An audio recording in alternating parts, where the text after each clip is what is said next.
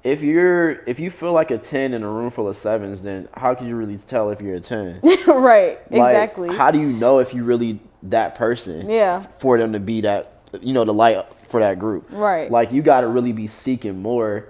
So really, you should be going outside that group. Yeah. And then, like, that's kind of like the example of you leaving. They follow you. If they follow you, then you know that Yeah, they there got. you go, yeah. Yeah. So, and that's kind of how it was, man. I was just like, man, where I try to set the action example, because honestly, even having friends that's like, oh God, sometimes like they'll read the word, this and the third, but they don't know how to action it. They don't know how to like kind of put it for somebody to see what it looks like. And it's not, oh, like, you can't do this, you can't do that, you can't do this, right? That's what TikTok would do. Yeah. They'll give you a whole rubric of what you You can't shouldn't do. do this. You need to do this. Yeah. You need to do that. Yeah, and it really scares people, because it's like, Yeah. like I said, it takes back from the whole relationship, and now we're talking religion. Like, you have to do this, you have to do this, you have to do this. When it's like, God loves you regardless. Facts. He loves you, point blank, period. So focus on building a relationship with him, and he will work those things out in you as it comes. And it becomes one of those things where it's like, I don't want to do this, because just as if I have a relationship with one of my close friends or a significant other, there's certain things I don't want to do because I don't want to hurt them. Facts. So that's how your relationship with God becomes. It's like, well, I know this isn't pleasing to him, so I don't want to do that. Or this is dissatisfying to me now, which is, that's what he does. He comes to heal. So I just like, sometimes I'm just like, no, I can't do this. Like TikTok, I'm just going to delete the whole app, because y'all are stressing me out. It is overwhelming. Like, it's too much. Like, it's too much. Please, like, and I was saying that, like, I remember when I first came back and started my walk, like, it was just, you're on fire. Yeah. And everything just feels so light and airy, and oh my God, I love this. This is amazing. Yep. And then again, you start to have, am I doing this right? Am I not doing this right? I'm still doing this. I'm not doing this. Then again, you have all this information coming into you at once, and you feel like you're being condemned and you're not doing it right. Now you're just like, oh my gosh. So yeah, I had to take heed of that and do what's best for me. No, facts. Sometimes it's a lot. Like, even the Connect group that you and I are both in, I love everybody in that group, but I know that I am an introvert. Yeah. I really am. So large groups like that, as much as I try, they're overwhelming. They're overwhelming. I try so hard, and I'm like, okay, like, this is my time to shine. I'm gonna meet somebody. There's 30 people in here, so I'm gonna meet my community. And then I get there, and I'm like, oh my gosh, there's 30 people in here. No, facts. And then it's like 60, and then it's 90. I'm like, yeah, and so then it's like this past week, the only reason I didn't go is because I had overwhelmed myself with so much stuff over the course of like 4 days, that by the time it came to, I was like, I cannot be in a room full of 30 plus people right now. I'm sorry. I went and got some takeout and sat here and watched Love is Blind. Man, I'm not gonna lie to you. I just need some alone time right now. You do need those days though, and I feel like, it's such a double-edged sword, because there's days where, and this is for all of us, I feel like everybody is in that busy season this month, like currently, right? Even me, I went from having nothing on my schedule to going to my apartment every day after work and being like just depressed. So now it's like it's like, dang, I have to like make time for people now. Yeah. It's like, what? Yeah. And it's like, dang, I actually prayed for this. And now it's like, okay. He gave it to me. He's like, here you go, right? Yeah. So sometimes he also sees like what load we can handle, right? Because there's like analogies in the Bible, not analogies, but actual stories that show like, all right, if you can handle this load, I'll give you more. Yeah. So I kind of see it as that. I'm like, all right, can I handle this, right? And then there's times where God is telling you to rest. He's like, don't get in the habit of just blindly just going on autopilot to move to these places. Yeah. And just moving, where it's like you're not even like chilling time to be with me. Yeah, exactly. Like it's like you said, it's a relationship, not a religion. Yeah. So it's like, this isn't a law we're following. This isn't like, oh, I need to be here because I'm told to be here, or I need to be here because like this.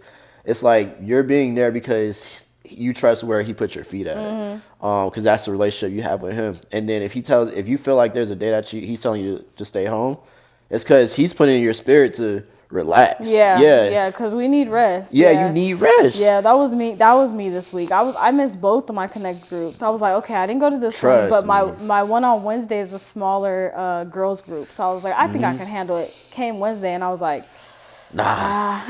Give it another week. Yeah, I was like, nah, let me sit this one out. So I ended up just staying home all week. I think I went to dinner with a friend one day this week, and that was really quick. It was like 1 hour. We ate, and I was like, all right, back home. Yeah, yeah. I was like, I was like, okay. I was trying to overwork myself because I know that I've been asking for community, so I've been trying to just seek it out everywhere. Like, okay, I'm gonna go to this. I'm gonna do this. I'm gonna do this. I'm gonna do that.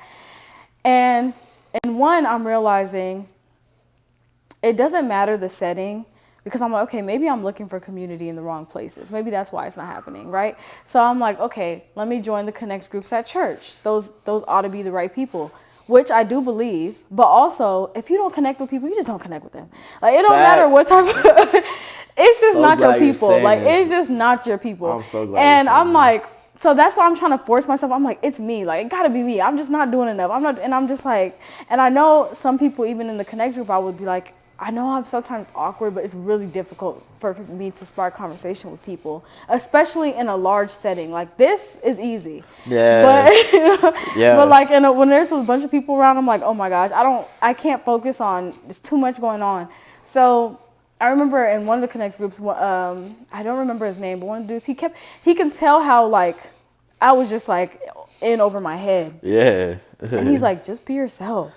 He's like, just relax, just be yourself. He kept saying that, and it was really sitting with me. I'm like, yeah, you're right. But I just find it so hard to be myself because I'm just overthinking. So it's like, I'm stuck in a rock and a hard place because I'm like, am I not doing enough? Why can't I just relax? Like, why can't I just, maybe this is just, I'm just not connecting with people because I'm just not meant to connect with them on this type of level. Like, you know what I mean? It's just, you're right. It's a lot. I'm like, should it even be this hard? No, facts. And like, that's, I think that's what it is too. It's like the seeking part. So like, I remember my specific prayer to God was just like, I'm not no gimmicky person. Like, I don't like the corny stuff. I don't like these people that's trying to be too churchy. I'm in the fashion, streetwear, music, all these like creative lanes. Like, find those people for me that like know you, but like don't put me around no people that's like, I'm not gonna click with. Like, they can click. They're not. It's not saying that they're bad people. Or it's like, just they're not my people. They're not my people because like if he knows for us to stay in the community that he wants us in, he'll put us around the people that's just like us. And that's why he says be around like evenly yoked people because they're just like you. Yeah. And they understand you. Yeah, so that's my thing. Like, it's coming. It's just difficult. Like, it's so difficult for me because, again, like, a lot of the people in that group, because there's so many people there, and I think hearing all of them, like, they're all really great people. But again, I know me, and I know if I can probably sit down and do this with almost every single person in that group, I'm sure we'd be okay. Yeah, but I just cannot do, like, and I'm real, like, it took me till this week to finally just come to the senses, like, it's not you. It's not in you to try to make friends in a setting of 30 plus, like, You've never been that way. You've never been that person. Yep. You've never been able to do that. You've never been okay with like that type of. It's just not in you, and it's okay. And it's crazy because my homegirl Jeanette, she's there too, quiet every time. Like after we leave, like she's like, I'm trying to talk. Like I'm gonna try to do it this time, but I'm like honestly like. Me and Javon just tell her like it'll come. You know? And that's when I hear you say it. Honestly, a lot. There's a lot of y'all that say that, and it's like it's a lot. And it is. I think men are more like, all right, I'm gonna talk. Like you see some of us talking, then some are like not. But when you really think about it, it's a lot of girls in there that don't talk. Yeah, it's a lot of people in there who don't talk. And then even afterwards, like I know a lot of times afterwards, we'll try to mingle. And I'm just like, do I go? Like, do I go say something? What do I even say? Yeah. I'm like overthinking it. And I know like with me, I'll find one familiar person that I've had a conversation with. And I'll just cling to them. Yep. And if they go talk to somebody, then I'll follow. But if they don't, then I don't. And I'm just like, okay.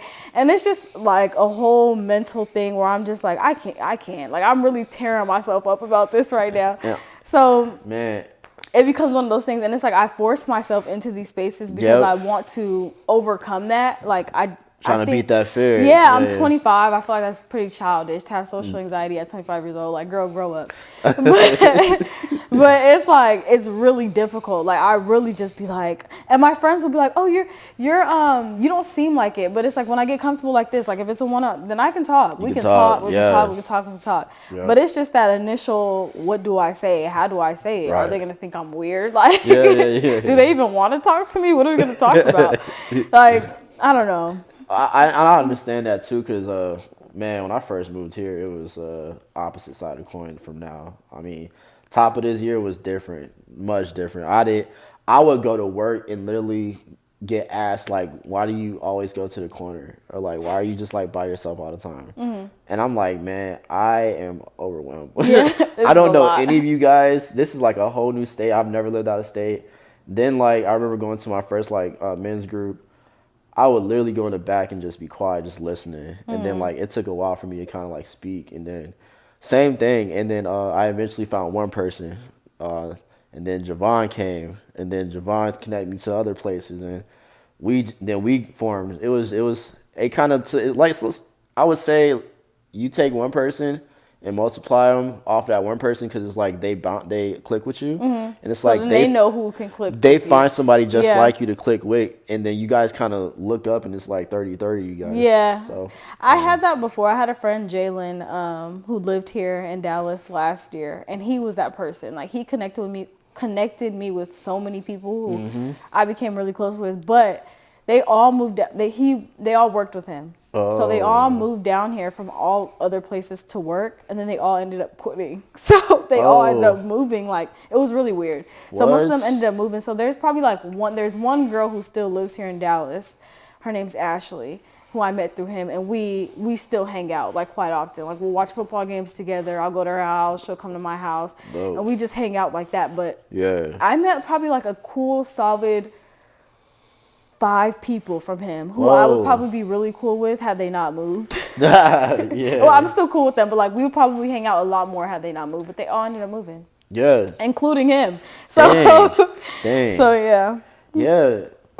It's cool, man, because when I really think about it, I met everybody like in a matter of like 2 months. Yeah. And it seems like I've known them for so long, and I looked up and it's like 15 of them. Now it's like 30, and then it multiplies. And I'm like, my friend tells me, she's like, "Oh, I'm so proud of you," because like, but I have my moments where I'm introverted too, where it's like, all right, I really don't feel like going nowhere with y'all. I don't feel like Yeah. meeting up. I don't feel like talking. Yeah. Like, and then there's days where it's like, all right, Where y'all at? I'm like I think they call it an ambivert. Yeah. Yeah, I'm like a mixture, like right in the middle. So, some days it's weird, but I would say, for the most part, is beneficial, because things like this, like spaces, like creative spaces, like I'm meeting people like you, people that I should be meeting. That was kind of on the agenda coming out here. Like, I really wanted to stick to what I know how to do, and I wanted people that I want to be around to kind of help me along that journey. Yeah. Because I didn't want to just come here and be like, all right, get I'm a job, here, yeah. get a job, live a normal life. I was just never a normal person. Like, I couldn't do like normal stuff. I was always creative. So it irks me when I'm just around like, oh, I have to follow a rubric. I gotta be this. The TikTok people. Yeah. I got Those TikTokers, y'all, please. Yeah, for real. Please, Like, relax. chill with the algorithm, man. Man, I'm telling you, it just sucks because it be some really good stuff where you're really like, ooh, the Holy Spirit talking to me. And then you're just like, whoa, wait, how did I end up here? Man, But, sure. man, it's a lot. But, yeah, I think I'm slowly, like, finding my way and just, like, I don't know. I'm trying to figure it out because I know when I had talked to my therapist about it, she had said something. She was like, you're an introvert for sure, but everybody needs companionship. So it's not like it's normal for you to just be, because I work from home completely. I never leave this apartment. My day-to-day is work, maybe go outside to like get some fresh air, get Yeah. something to eat, and I'm right back here. What? Yeah, and then that's why I'm like, okay, let me go out and do this. Let me go. Like, I gotta force Yeah. myself. So she was like, you're an introvert for sure. You don't really mind being by yourself, but nobody's meant to just be 100% alone all the time. That would literally drive you crazy. Yeah. So she's like, some people, she gave this example, some people need their cup full and some people need their cup just halfway full. And she's like, and your cup usually hits the halfway mark, but right now you're on empty. So you need to get to the halfway mark, but you don't need to overflow. That's a good like. So I was like, imagery. that's true. I was like, that's very true. I was like, because I don't need too much of it, but I do need something. I know for a fact that God did not make me to just sit in this apartment every day. Who is this lady? I know. She was a black woman. And She- she's here. I think she's based out of Dallas, if I'm not mistaken. That was a good imagery. Like, it was like simple and straight to the point. Yeah. She's like, you just need your cup. She's like, remember your halfway mark. So don't overflow, but don't run on empty either. That's good. That's good. Sometimes I'm trying to find that balance, and that's where the introvert and like extrovert battle comes. It's like, all right, this person is very hyper, this person's not.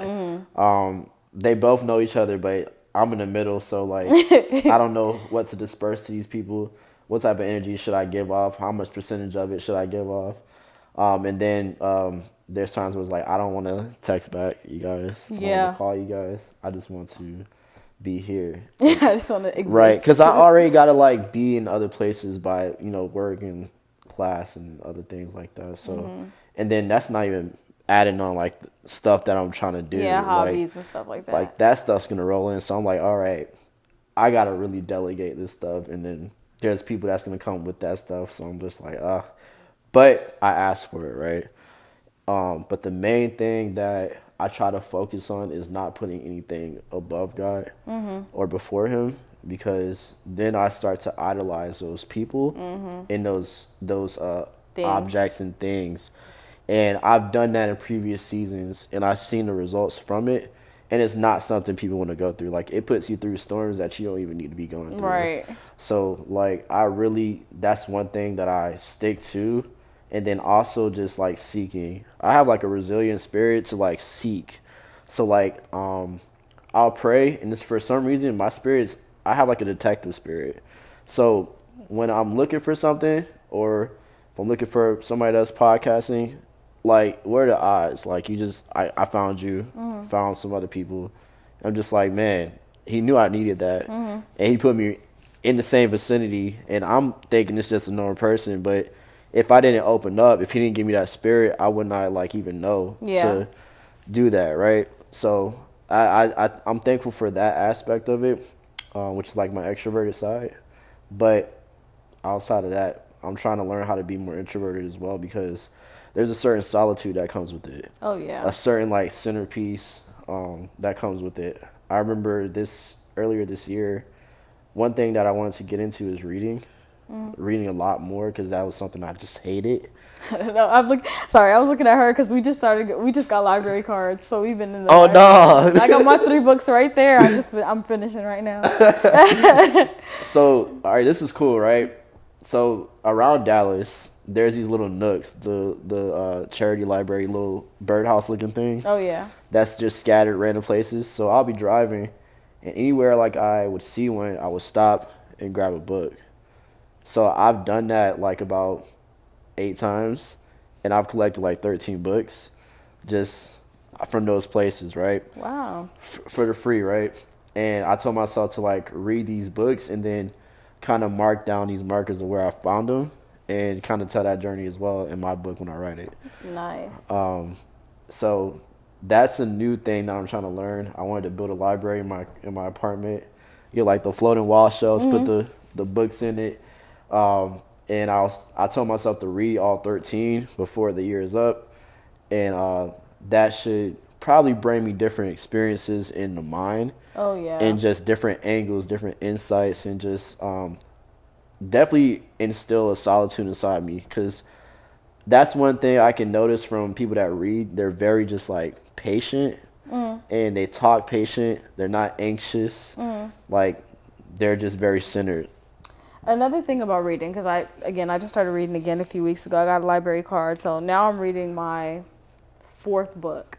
So some fiction, some like they're all over the place. Some political science because I did study political science. Nice. But the thing that I like most about reading is that it reopens your imagination that I think that we lost through our phones. Like, if you really think about it, we have no imagination. We just scroll, scroll, scroll, and we have that instant gratification all the time. And I was watching this podcast, and I remember him saying, this always stuck with me. He was like, I feel like kids nowadays don't even use their imagination. Like, nobody has an imagination. He was like, when I was younger, I just used to sit around and imagine stuff. Like, I had the wildest imagination. You imagining dinosaurs and all this crazy stuff, right? So now that I'm reading these fiction books, I'm creating a whole picture and image and movie in my head that I forgot even that I was even capable of doing. And it's just so fun. Like, I literally could read a book because I'm here all day sitting at this desk. So I can probably read a book in like 3 days. And I'm invested. Like, I'll go to sleep thinking about the book. Like, I'm picturing the characters in my head. I'm like, oh, what Eva up to I'm trying to get to that point, honestly. Yeah. I don't mind getting to that point. Yeah, I'm like, I want to get what's to that Eva point. doing now? Like, what they got right now? I'm reading a book about it's about a couple or a young lady back in, I think it's the 40s. She has her own restaurant. She's a Black Creole woman from New Orleans, and she's falling in love with the white senator who wants to run for president. So you know how that's going. Yeah. They're like, Two we can't do worlds. this. Yeah. So I'm like halfway through this book, and I'm like, what's gonna happen? Yeah, that's intriguing. Yeah. So that's what I found that I like about, and I've been doing really well. I'll check out like 2 to 3 books, and then I have 3 weeks before I have to check them back in. So I've been going like every 3rd Saturday. I'm running to the library, That's dope. getting my fix. Get my fix. See, I'm trying to get to that type of feel as well. Like I actually want to get to that point. I would say reading does a few things, like you said, and that's a great point because I didn't even realize that for myself. Why we have like creative blocks sometimes or mental blocks sometimes, and it is because we kind of get the access to the right away gratification, like you said, and with reading, you kind of have to paint the world that's being like, Described to you. So it's like it challenges your mind to like go into that space, that cognitive space, I would say. And on top of that, it helps like your memory. Like, you ever notice like as we get older, our memory just like gets worse. Yeah. So, and I'm like, man, memory was already bad with me when I was younger, so I'm like, I'm trying to reverse it. Yeah. And I noticed that people who read books have great memory because they have to recall what was like What read. was going on? Yeah. Right, and then they get so excited about the book that they memorize it so well that they tell it to the next Yeah, person. that's my favorite. But like, I love telling my friends about the books that I'm reading, like it's a movie. Like, Yeah. I love that. It's crazy because I used to love reading as a kid. Yeah. Like high school, middle school, I loved reading. Literature was always my favorite thing. Like dissecting and analyzing books, even I was always so good at that. That's why I went into political science and I thought all this stuff, but. Then I just lost it. I'm like, oh, lost the care for it. And I was like, you know what? There's a library down the street. I'm going to get a library card. It's free. There's a bunch of selection of books. And even that has helped too because when I get paid sometimes, I be itching to just spend money just because I know I have it, right? Facts. So going to the library almost replaces that urge because it's like I'm looking for something. Like I'm about to get something new. Like it kind of fills that void. Like I'm like, ooh, I'm excited because I'm shopping for something new to read. And you just look and you kind of read the back, see what's going on. Like it's fun. I love it. It's a new experience. No, facts. Like I really appreciate hearing that too. Cause that's a new like angle to it, right? To like kind of go and get a book and be excited about getting it, replacing that urge to like spend money, cause that is especially when you like and it's coming in fast, like you just want to spend it, but it could be going towards so much stuff that's like needed for just creative things and just like towards important things. So that is a good aspect to kind of have a different outlet for reading. And another thing I would say is I said memory. You said, of course, imagination. I would say it expands your insight on basically different kind of because you have to kind of imagine how the voice sounds for the author. Yeah. So you kind of become a character in your own. Yeah, you literally build. You have to build each character, right? That's my favorite part. Like I'm imagining what this person looks like, the way that they walk. I remember I was reading today, and I was like, she hasn't described what his house looks like. I don't even know what his house looks like. So I'm waiting for. And then soon enough, the next chapter, she's like, his house. I'm like, there you go. Yeah. I'm trying to picture where this man going home. So yeah, it's so fun. Like. It's really a lost art. I forgot how fun reading is. And it is. I think I'm at a perfect age to catch on to the wave of reading because it's like reversing time. Back then when I was younger, I didn't like to read. I was like the person that liked to watch video games, visuals, and things like that. And now we're in that age where it's just strictly that. So now I kind of want to tap out of that because I just hate. I have a thing where I'm just like, all right, if everybody's doing this, I have to be else on this side of the game. Yeah. Like I had to be the opposition by nature. Yeah. So I'm like, all right, if everybody's on these platforms doing all these social media things, like let me try to read and see what it brings. And I feel like people are just smarter when they read, honestly. Yeah. I appreciate that. I don't mind becoming into that new type of space or that type of person. I'm down for it. Yeah, your vocabulary gets expanded. Vocabulary. Because you're reading a word, you're like, let me see how to pronounce this, what it means. And then on top of, like, I like to read, so I don't really care for self-help books. I think they're very, like, corny and redundant. Like, okay, I kind of feel like I'm past that. Like, I get it. I have a Bible as well. Exactly. But I sometimes read, like I said, the political science book. I have one over there that talks about, I think it's called, like, A Godly Republic and then something about atheism and a godly republic. Like it just shows the parallels between the United States trying to be a godly or claiming to be a godly nation, but we got a lot of atheism. So it just shows that parallel. It's a political science book, and then I'll read stuff like that, and then a fiction book like the other one I'm reading. Or the last time I checked out a book by a local pastor, I forget his name, but he's local. It was called the important names of the Holy Spirit or something. So it talked about all the names of the Holy Spirit that they call in the Bible and what it means and like all of its jobs and functions. That was really, really good. That was the first book I read when I started reading again. And then I started reading some fiction books. But I definitely gotta check that book out. Yeah, you got some, you read. I like to pick up one book that's a little bit more educational and then just like a fun one to look forward to after. No, that's dope. That's really dope to hear because, like, that was a problem with me. I think it's not only that I didn't want to read, it's just that I didn't know what I wanted to read. Like, I didn't know what interested me into, like, keep reading. Like, and it took me a while to start reading the Bible. Ironically, when I read the Bible, I was like, okay, so I can read a book. Like, I'm capable. I actually like reading a book if it's interesting enough. Like, and I think that the Bible resonated with me. And that's why I said, man, I wish people would read it without calling it the Bible to give it that epitome of like, all right, this is the standard. Yeah. Like, and just read it as the most timeless book. Like the most timeless book with like all the answers to the world. I'm like, it has like literally, it's like a cheat code book to the world. Yeah. And I wish people would look at it like that instead of the epitome of what it is. Yeah. A misconception, right? So, that's what I'm saying. You need a self-help book. That's the real tea. I mean, it goes way back. And you think like you doing something that's like brand new, and it's like it's been happening like way back. So, and then there's a book called God Is My CEO. So, man, it's so crazy how I got this book, right? So as I was packing up my apartment to move to Dallas, I had a 2-bedroom, and I was packing up the closet in the other room, the guest room. That was like the studio room where we shot things, right? And I was just kind of cleaning it out, and I was throwing things away, and I seen this book on the shelf, and it was in my pile of things, so I think my partner had got it for me, but I never seen it or picked it up. So I seen it, I was like, interesting, because I always had a question about the world of business and the world of God. Like, how do you bring those two together? How do they, Like, how is there CEOs that make billions of dollars that aren't corrupt? You know what I'm saying? Like, does that world exist? So that book, after I asked that question in my head or constantly was seeking for it, I found that book in the closet. Open it up, and it's exactly about that.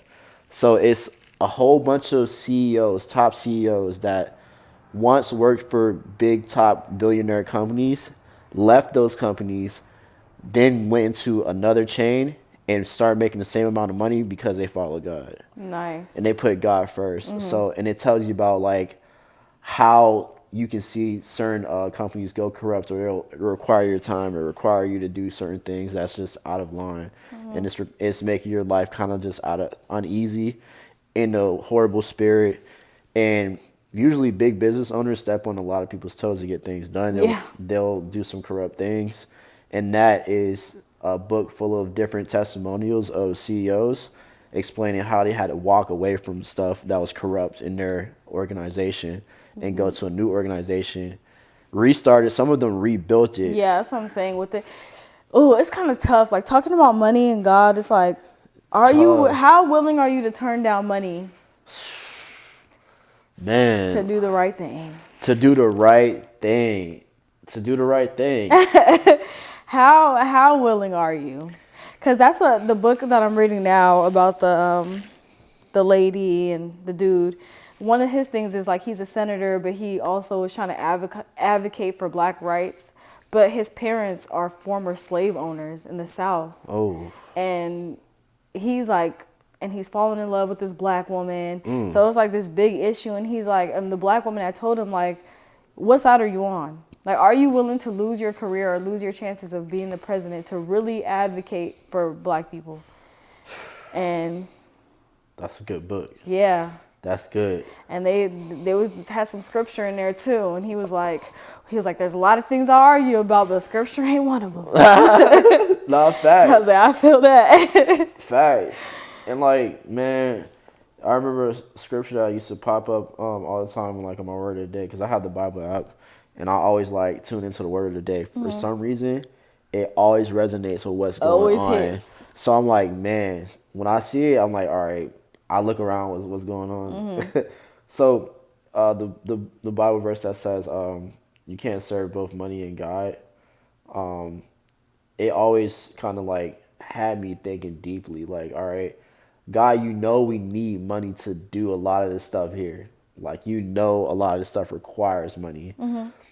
But the understanding of what he's saying is if you serve it, it has your whole entity of your spirit. Yeah. And you'll be willing to do anything for it. And be corrupt. Yeah. And the thing is like if you serve God, the money's gonna come. Like he is a provider. You don't need to. Why are you worried about money? Exactly. There's that verse. I don't remember it verbatim, but I remember like it's like the birds don't worry about how they're gonna get food. I feed the birds to the sky. Like, are you not more important than they? Yeah. Like, so I always look at that. Like, are you not more important than a bird? You don't think he's gonna take care of you and make sure you have all that you need? Whether it's if you feel like your purpose is to, like for me, for instance, I feel like my purpose is to administrate this podcast, and I've been stressed out about, okay, I need a camera, I need this, I needed that.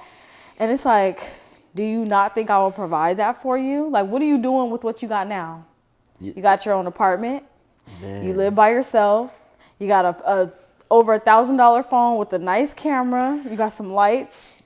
Man, even what you're saying is like a word for me, because that has been the struggle these last like few weeks, to the point where my friends at work, like in the men's group, I had them praying for me, because like I was just like, yo, I've never done this. I see how they do it, but I've never taken the will to do it myself. I don't know what camera I need. There's so many different devices on the market. Like, which one should I get? That's all just hinder. Like, I'm telling you just gotta go. That's all gonna. You literally, because I did that. I had a whole production. Like, I had somebody producing the podcast for me at one point. And that's how I started off. So once that wasn't available to me anymore, I made all the excuses in the world as to why I couldn't keep doing the podcast. But it was so unsettling. That's why I know this is something I'm supposed to be doing, at least for this season, because it would not leave. Like, I'm like, I gotta do the podcast. Like, all excuses I was making, it was like, okay, but you still gotta do it. Like, I could not escape it. I would not find peace about not doing it at all. That's good. we got my phone, we got a ring light, we got a $30 light, and we got this beautiful living room and some mics, and that is gonna work, man. Like, and you know, God will provide whatever else I need when I need it, how I need it, just the way He provides. Like when I had I wouldn't have started, I don't think, or I wouldn't have felt as passionate about it, I think, without when I had the production doing it, because it was just so crisp, and we went viral off of the very first episode.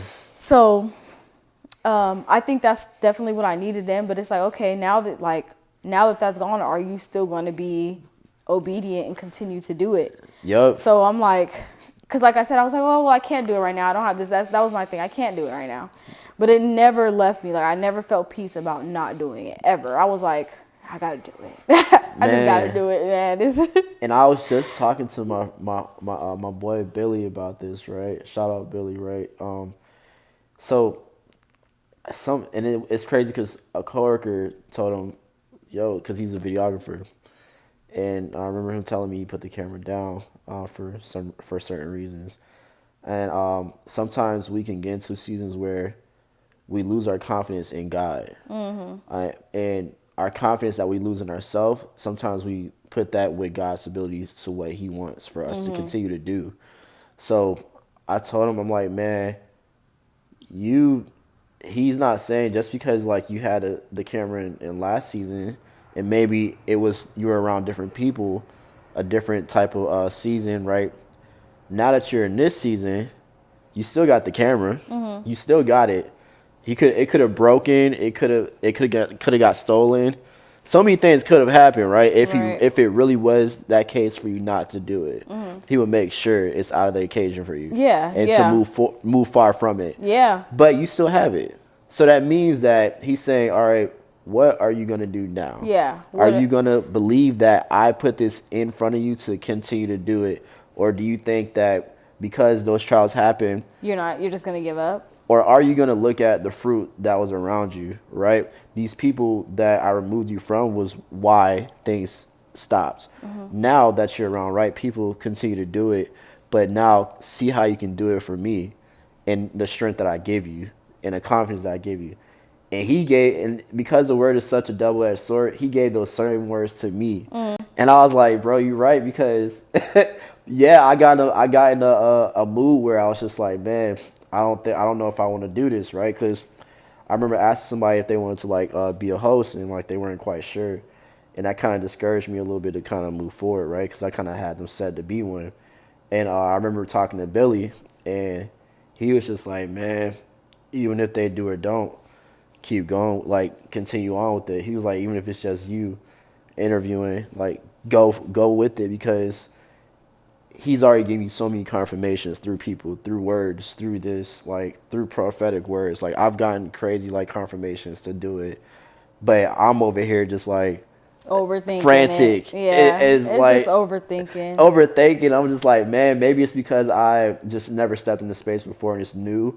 And I'm just like, I want to be such a perfectionist because that's just being a creative. And you never, not that you never will be. Yeah. But if you wait to become a perfectionist and know everything and know exactly how it's going to go and you're never going to start. Never going to start. Because the only way to truly learn is by doing it and falling on your butt and doing it again and falling on your butt. Like, I've only been podcasting not even a whole year, and it's been so many years. I'm like, oh my gosh, another thing.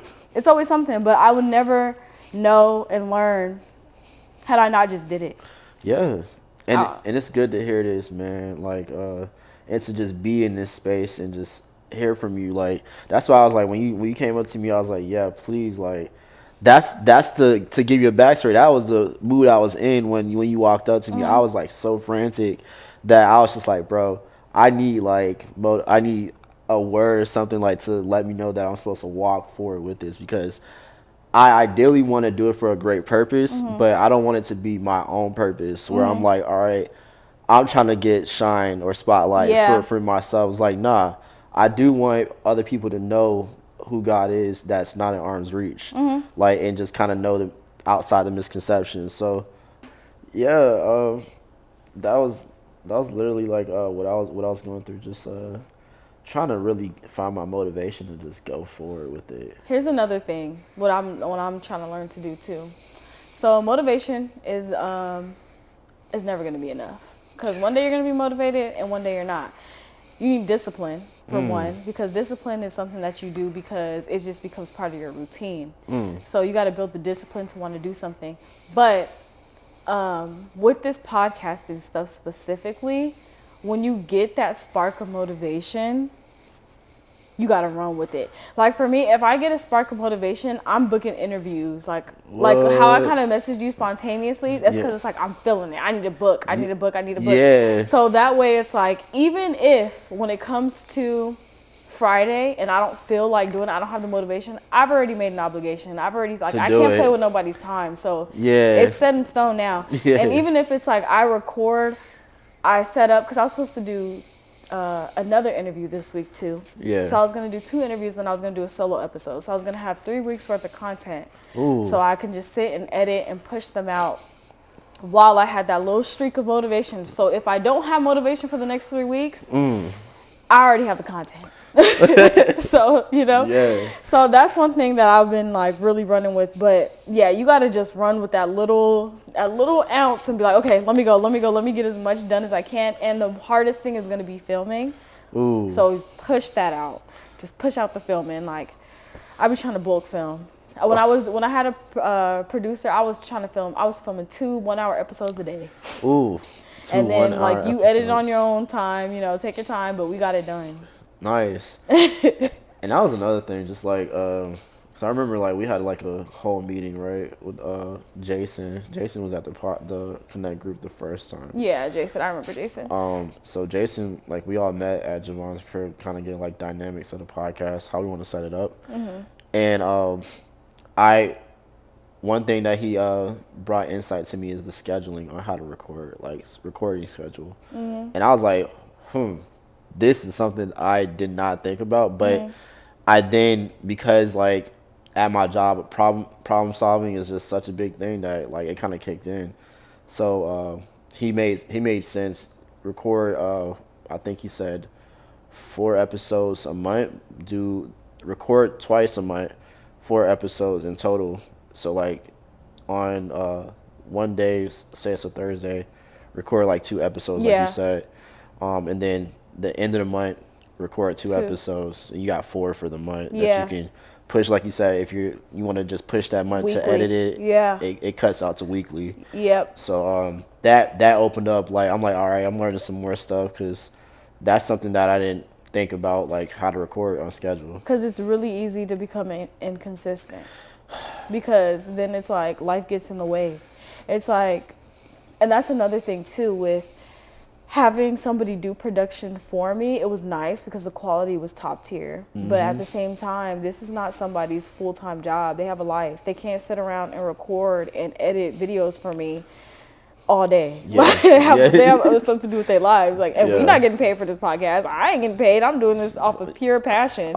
So it's like, we don't have time for that. So, and then also it's like with me though, I've already surrendered and said yes, because I'm not a person who would have ever thought I would be capable, willing, or good at doing something like this. Oh. Never. Like, it never. God is amazing. I'll just say that. I never thought so. But it turns out I am really good at it. And I actually like doing it. So it became a thing where it's like, now I got to do it consistently. I want to put out an episode once a week. I need to build that rapport with myself. And having somebody who's editing and filming for you, like I said, it just becomes hard to keep up with that schedule, because they don't see it the way you see it. It's like, I'm just kind of doing this. So then it becomes a thing to where it's like, you know what, I just need to do it by myself. Because I need to make sure that I'm keeping promises to myself. When I say I want to film and put out every single week, only I can make sure that happens. So no, I agree with that. It's like I said, a lot of trial and error. You live, you learn, and the only way you will learn is by just doing it. And you will mess up, but that's okay. And I really want to have fun with it, man. Like I try not to, like with art, it can get toll taking sometimes, to be like kind of stressful, but if to take it back, I remember I had a photo shoot, the commercial, Gosh, it was my first time ever directing. And my boy, he's a videographer, so he knows how to like shoot videos and everything.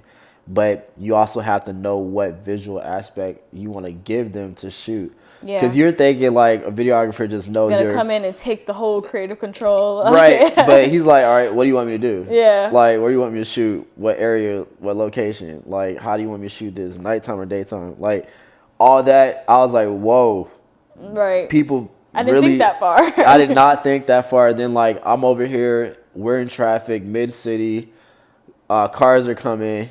You gotta like wait for this stoplight where the cars are crossing this crosswalk.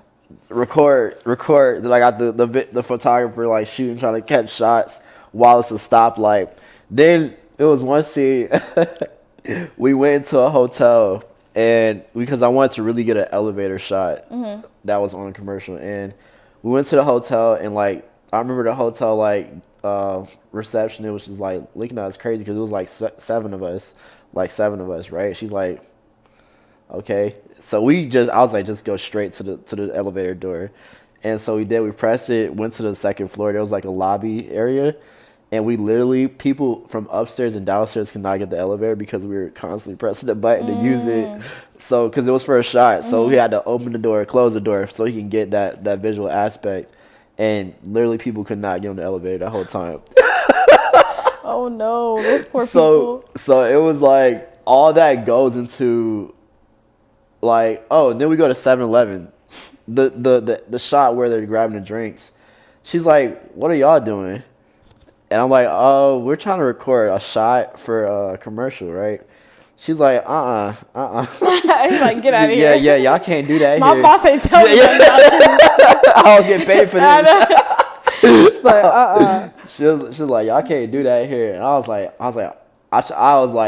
talking her down. I was like, it's gonna be quick. It's gonna be this. It's short. Like, hey, if you want to be in it, you can be in it. Like, I'll slide you a little something. Yeah, You want like some merch? I was like, I'll buy all the drinks like that we touch, like so that you can say that we were, customers, and I did. But she let us do the little refrigerator shot. So, but those are just all like aspects of behind scenes to creative things that we just don't see. And like you said, all those aspects of podcasting, like you don't see that when you're looking at it from a visual aspect as a consumer. You want to make sure you have the right lighting. You want to make sure, especially the right sound. I feel like that's the most. Yeah. If you're doing visual podcast, I think, you do want good quality, but everyone, like, you listen to podcasts, so you got to make sure that your sound quality is just good. Nice. And it depends, like, these are lavalier mics. I prefer them, but they're not standard podcasting mics. We know the standing, like, podcast mics is what people usually use, and they have, like, these XLRs, and that's too much for me. I was looking into to the Rode ones like the other day. Those are really good quality mics, the Shure ones, the Rode ones, but I started with lavalier mics. I prefer them because they're easy to work with, and I don't have to worry about hooking it up to an XLR and transferring sound and then editing it together. It's just all one. Yeah, it's a I don't hassle. have all that ability right now. Facts. So, as we grow and I get a team, Can hire somebody to do that. Yeah, God willing, somebody else will do that. It's gonna I'm get not to that. doing I'm that. calling it. Yeah, I'm not doing that. Facts. But is there anything else you want to let people know before we wrap up, as far as your brand, what you got going on, where can they follow you, what should they look out for? Yeah. So I have an upcoming fall winter drop that should be basically initiated in November. Right now I'm getting the samples together, getting the store together for that drop. So be on the lookout for that. My handle is at Drofromtheflow. So DROFROMTHEFLO. In my bio, you can see all my other pages, my brand page and my marketing page, and then the podcast page. The podcast will be airing early episodes the end of this month, and then it should be launching in January. So the topics will kind of be evergreen, so it's not related to culture. So we really know that people won't be, listening to well, they probably will, but it's usually family time. from like November to December. So we're expecting that, right? So Yeah. we're gonna start it at the beginning of January to kind of push the first episode, record now, and do it for January. I might have a beard by then. I might have longer hair by then. Who knows? People might be married. Other people might have kids. We don't know what's God going willing. on. I'm just kidding. For real, for real. But yes, follow me. Definitely stay in tune with me. Dope individual here in Dallas, and yeah, I love it here so far, and glad you had me to speak to the people and get a little understanding about me, and yeah. Of course, of course. Thank y'all, and see y'all next time on the Come Up with KG. Yes, sir.